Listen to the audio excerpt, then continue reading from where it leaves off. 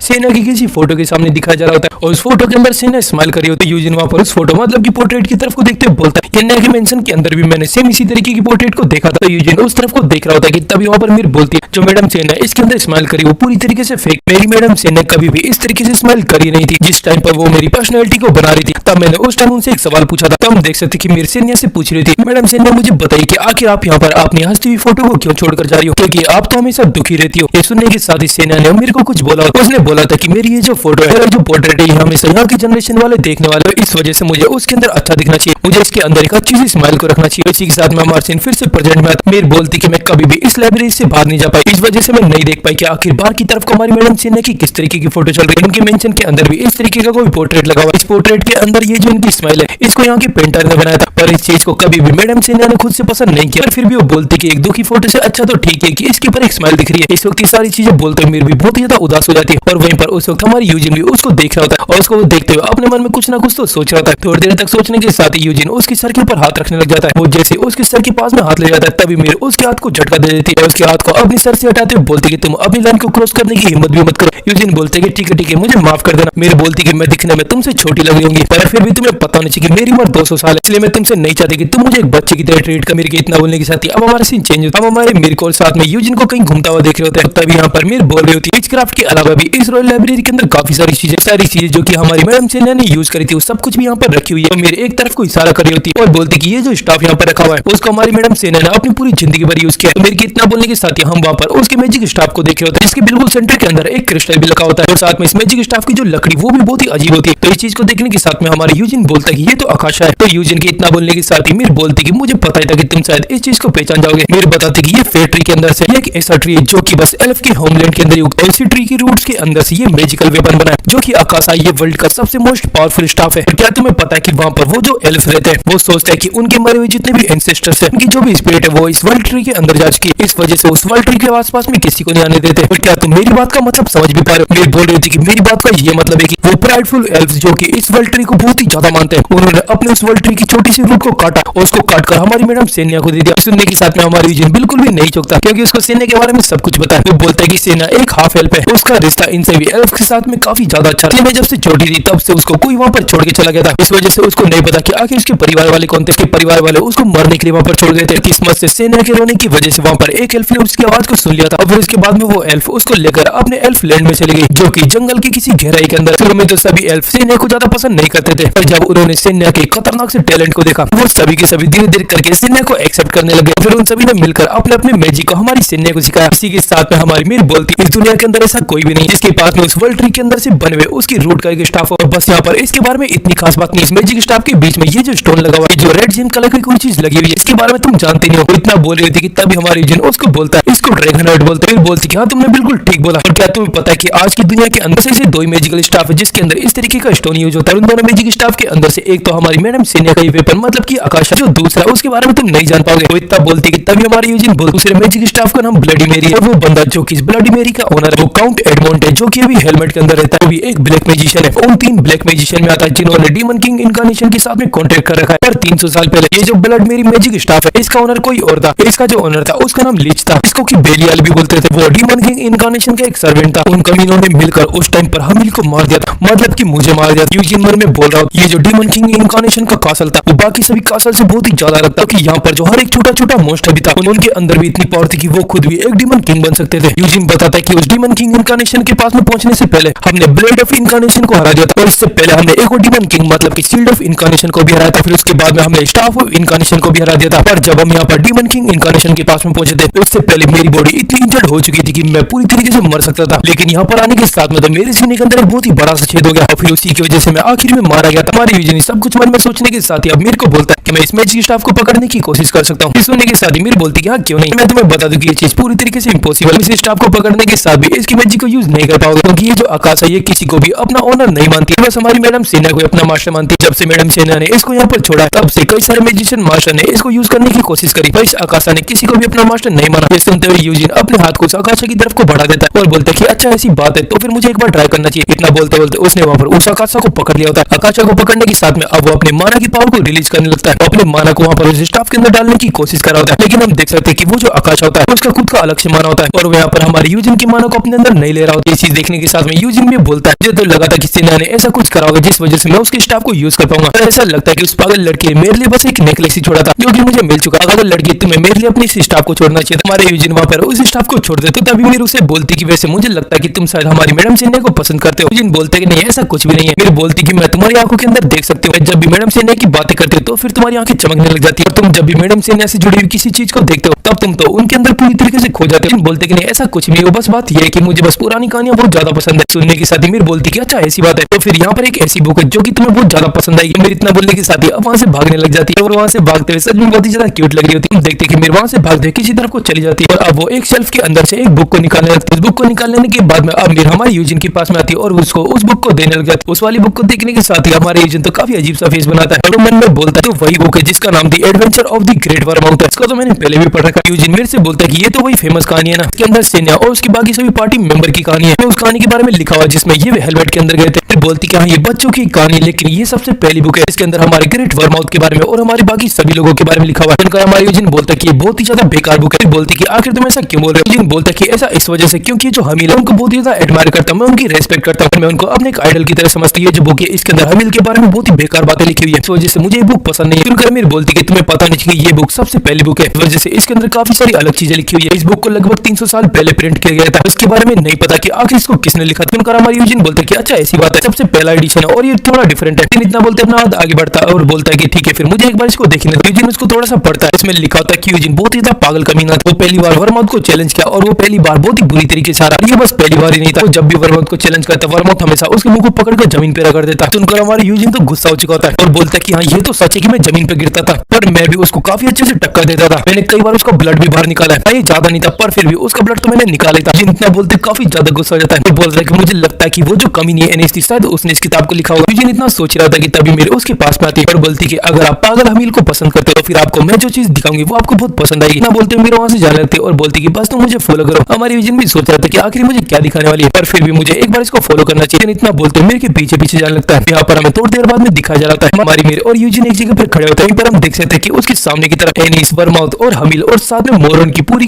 मूर्ति बनी होती है। मूर्ति या फिर मैजिक से बनाई है तो हमें पता चल जाएगा। हम देखते हैं हमारी यूजिन उनकी तरफ को देखता है कि आखिर ये क्या चीज। तब हम देखते हैं हमारी यूजिन वहाँ पर वो जितनी भी मेमोरी जैसी चीज होती है उन सभी के सामने खड़ा हो जाता है और वो उनके अंदर अपने आप को भी देख रहा होता है। तब हमारी मीर बोलती है ये वो सारी की सारी मेमोरीज जो कि हमारी मैडम सिन्हा ने पीछे छोड़ी, ये सभी दिखने में एक पोर्ट्रेट जैसे पर ये बिल्कुल एक मैडम सिन्हा की मेमोरी की जैसी है। मतलब कि तुम इन सभी को बिल्कुल एक होलोग्राम की तरह समझ लो। तो मेरी बोलती है जो सबसे बीच में हैंडसम सा आदमी खड़ा हुआ है ये और कोई नहीं बल्कि वर्माउथ द ग्रेट है और साथ में यहाँ पर ये जो इतनी क्यूट सी इतनी ब्यूटीफुल सी लड़की खड़ी जो कि काफी खतरनाक तरीके से स्माइल भी कर रही है ये और कोई नहीं बल्कि एनिस द फेथफुल। और इसके अलावा यहाँ पर ये जो अजीब सा दिखने वाला आदमी खड़ा है जिसके बारे में कोई नहीं बोल सकता कि ये कोई इंसान या फिर कोई ट्रोल मोस्टर है, तो ये बंदा और कोई नहीं बल्कि मोरन दी ब्रेव है। और इनके अलावा यहाँ पर ये जो बंदा है जो कि देखने में ही ऐसा लग रहा है जैसे कि हमेशा कोई परेशानी खड़ा करता होगा, ये बंदा और कोई नहीं बल्कि हमील दी फूलिश है। मेरी बोलती कि हमील के बारे में बहुत ही ज्यादा कम जानकारी है, इसी वजह से हमील की जो भी अपीयरेंस था उसके बारे में और कहीं पर भी पता नहीं चलता और हमील कैसा दिखता है कैसा उसका अपीयरेंस था ये सब कुछ बस यहीं पर देखने को मिलता है। सुनने के साथ ही हमारी यूजिन बोलते कि हाँ सच में ये बहुत ही गुड लुकिंग है। ये सुनते मेरी बोलती कि हाँ मैं जानती हूँ तुम वर्माउथ की बात कर रहे हो, वो तो है वो तो बहुत ज्यादा हैंडसम है। ये सुनते हमारी यूजिन बोलते कि नहीं मैं वर्माउथ की बात नहीं कर रहा बल्कि मैं तो हमील के बारे में बोल रहा हूँ कि हमील सच में बहुत अच्छा दिखता है। ये सुनने के साथ ही मेरी बोलती क्या तुम पागल हो चुके हो। यूजिन बोलते क्या मैं मानता हूँ कि वर्माउथ भी बहुत अच्छा दिखता है और इसके अलावा अगर हम हमील की बात करें तो ये भी सच में बहुत ज्यादा हैंडसम और बहुत ज्यादा ऐसा लगता है कि जैसे कोई बीस्ट और बहुत ज्यादा चारिज्मा वाला आदमी है। मतलब हमारे यूजिन खुद से अपनी खुद की तारीफ कर रहा था। ये सारी तारीफ सुनने के बाद में मीर तो पूरी तरीके से खामोश हो जाती है और वही यूजिन से बहुत ही निराश हो जाती है। तो इसी के साथ में हमारा सीन चेंज होता है। हम थोड़ी देर बाद का सीन देख रहे होते हैं। हमारे यूजिन और मेरे एक जगह पर बैठे होते हैं। तो हमारे यूजिन मेरे से बोलते हैं सेना से रिलेटेड जितनी भी चीजें वो सारी की सारी 12वें फ्लोर से लेकर 14वें फ्लोर तक है। मुझे बताओ जो सबसे आखिर का फ्लोर है, मतलब कि जो 14वां फ्लोर है, आखिर उसके अंदर क्या चीज है। तो अमीर बताते कि अभी के लिए जो 13वां फ्लोर है उसके अंदर हमारी मैडम सेना के रिसर्च नोट्स है और साथ में उनकी मेमोरी से रिलेटेड सारी चीजें। और ये सारी मेमोरी तब की जब वो इस एक्रेन को क्रिएट कर रही थी। और सर यूजिन अभी के लिए मैडम सेना के वो जितने भी नोट्स है उनको आप अभी समझने के काबिल नहीं बने हो। इसके अलावा जो इसका अगला फ्लोर है उसके अंदर हमारी मैडम सेना की सभी मैजिक बुक्स रखी हुई है, जिसके अंदर उन्होंने जो भी रिसर्च करी थी वो सब कुछ लिखा हुआ है। वो सारी भी आपकी समझ के भी बाहर है, पर फिर भी उन सभी मैजिक बुक्स की थोड़ी सी एक्सप्लेनेशन रखी हुई है। इस वजह से आपको ज्यादा दिक्कत नहीं होगी। ये सारी बातें सुनते हुए यूजिन बोलता है कि वैसे ये जो विचक्राफ्ट है क्या ठीक रहेगा कि मैं उसको जाकर रीड। मेरे बोलती कि वैसे मुझे लगता है कि आपको ऐसा नहीं करना चाहिए, पर फिर भी आप मेरी बातों से नहीं समझ पाएंगे, इसलिए मुझे लगता है कि आप एक बार खुद जाकर इसको ट्राई कर लीजिए। मेरे के इतना बोलने के साथ ही हमें दिखाता है हमारी यूजिन वहां पर उस विचक्राफ्ट के सामने जाता है। तब हम देखते हैं कि हमारी ये जो मेर होती है अचानक से हमारी यूजिन को कुछ लेक्चर देने लग जाती है। बोलती कि ये जो विचक्राफ्ट है ये एक मेथड है जिससे कि तुम सर्कल के अंदर से माना को ऑप्टिमाइज कर सकते हो और इसी की वजह से तुम्हारी मैजिक की पावर एम्पलीफाई हो जाएगी। और ये देखा जाए तो एक टेक्निक है जो कि बहुत ज्यादा इफेक्टिव, जिसको कि तुम ओमिशन चैटिंग भी बोल सकते हो। ये सारी बातें सुनते यूजिन तो पूरी तरीके से खो जाता है। वो सोच रहा था कि आखिर इसने क्या बोला, मुझे कुछ भी समझ नहीं आया। हम देखते हैं यूजिन इतना कुछ सोच रहा था, लेकिन तब तक हमारी मेर लगातार अभी भी बोले जा रही होती। वो लास्ट में बोलती कि सच में बहुत ही अमेजिंग चीज है, अगर आप सच में इसको समझ जाते तो फिर आप काफी काबिल बन सकते हैं। मेरे सब कुछ बोल लेने के बाद में हमारी यूजिन से बोलती कि आपको सब कुछ समझ में तो आ गया ना। हमारी यूजिन बोलते कि मुझे माफ कर दे, तुमने जो कुछ भी बोला वो मेरे सर के ऊपर से निकल गया। मेरे बोलती कि हाँ ये तो मुझे पता ही था, अगर आप मेरी 10 बातों को सुनकर विचक्राफ्ट को इतनी आसानी से समझ जाओगे तो फिर आखिर इसकी खासियत क्या रहेगी। विचक्राफ्ट सबसे ज्यादा ग्रेटेस्ट मैजिक है, इसको तुम मेरी बातों से नहीं समझ सकते। सुनकर हमारे यूजिन बोलता है ठीक है मैं समझ, अब बस तुम मुझे ये बताओ कि आखिर मैं अब इसको कैसे रीड करता हूँ। हमारी मेर अब यूजिन को बोलती तुम बस अपनी आंखों को बंद करो और फिर अपने हाथ को सामने करो और फिर तुम अपने मानव को इस विचक्राफ्ट के अंदर इंजेक्ट कर दो। इस चीज के साथ में तुम यहाँ पर इसको बड़े आसानी से रीड कर लोगे। तो मेरे जैसा जैसा बोलती है हमारे यूजिन बिल्कुल वैसा वैसा करने लगता है। तो विचक्राफ्ट के पास में जाता है, अपने हाथ को उसके पास में करता है और अब वो अपने मानव को वहां पर उस विचक्राफ्ट के ऊपर डालने लग जाता है। ये सब देखते हमारे यूजिन बोलते क्या मुझे सच में अपने मानव को इस तरीके से वेस्ट करने की जरूरत है। यूजिन इतना बोल ही रहा था, लेकिन तभी अचानक से उसको कुछ ना कुछ होने लग जाता है। उसके आसपास का विजन पूरी तरीके से गायब हो चुका होता है। हमें दिखाया था कि वो अब किसी अलग ही डायमेंशन में पहुंच चुका होता है। उसको वहां पर आसपास में कुछ भी नजर नहीं आ रहा था। वो अपने आप से बोलता है बिल्कुल ऐसा लग रहा है जैसे मैं कोई सपना देख रहा हूं। इस तरीके की फीलिंग हमें सपना देखते हुए अभी मुझे बिल्कुल वैसी फीलिंग आ रही है। यूजिन अपने हाथ पैरों की तरफ को देखता है और अपने आप से बोलता है मुझे अभी के लिए ऐसा फील हो रहा है जैसे मैं स्लीप पैरालिसिस के अंदर जा चुका। मुझे अभी बिल्कुल ऐसा फील हो रहा है जैसे मेरी बॉडी अपने आप बस नीचे गिरती जा रही है। मुझे ऐसा लग रहा है कि जैसे मैं पूरी तरीके से पावरलेस बन चुका। मैं यहाँ पर कुछ भी करने की कोशिश करूँ तो भी मैं यहाँ पर कुछ भी नहीं कर पा रहा। यूजिन इतना कुछ बोल रहा था, लेकिन तभी अचानक से उसको वहाँ पर खतरनाक सी पानी की लहर दिखने लग जाती है। में तो दिखने में बिल्कुल एक पानी की लहर लग रही होती है, लेकिन जैसे वो बड़ी सी लहर यूजिन को आकर टकरा जाती है बिल्कुल तभी उसको फील होता है कि ये कोई पानी नहीं बल्कि ये तो माना है। मतलब कि यहाँ पर इतना ज्यादा माना होता है कि उसकी वजह से यहाँ पर एक खतरनाक सी लहर भी उठ चुकी होती है। तब यहाँ पर ये माना हमारे यूजिन को लगातार पीछे की तरफ को धकेल रहा होता है, लेकिन तभी अचानक से यूजिन की बॉडी अपने आप ऊपर की तरफ को जाने लग जाती है और ऊपर की तरफ को जाते जाते नीचे किसी चीज को देखकर बहुत ही चौंक चुका होता है। वो शायद किसी खतरनाक सी चीज को देख रहा होता है। हमें दिखाया था कि हमारे यूजिन के बिल्कुल नीचे की तरफ जो माना होता है उसका एक बहुत ही बड़ा सा ओशन होता है, पर उसके बीच में बिल्कुल एक खतरनाक सा ब्लैक होल टाइप का कोई एक चीज बन चुकी होती है। ये चीज दिखने में सच में काफी खतरनाक लग रही होती है और तभी हमारे यूजिन उसको काफी गौर से देखने लग जाता है। वो नोटिस करता है कि ये कोई ब्लैक होल नहीं बल्कि ये माना का एक सर्कल जो कि बिल्कुल एक टोर्नेडो की तरह लगातार वहां पर घूमता जा रहा है। और फिर इसी के साथ में अचानक से उसके अंदर थोड़ी हलचल होने लगी। मैं दिखाया था कि उसके अंदर छोटे छोटे कोई सर्कल बनने लग जाते। उस चीज को देखकर तो यूजिन भी बोलता है कि अब आखिर ये क्या होने लगा। यूजिन वहां पर उन छोटे छोटे सर्कल को देखकर नहीं चौंक रहा बल्कि उसने वहां पर कोई एक अजीब सी चीज देख ली।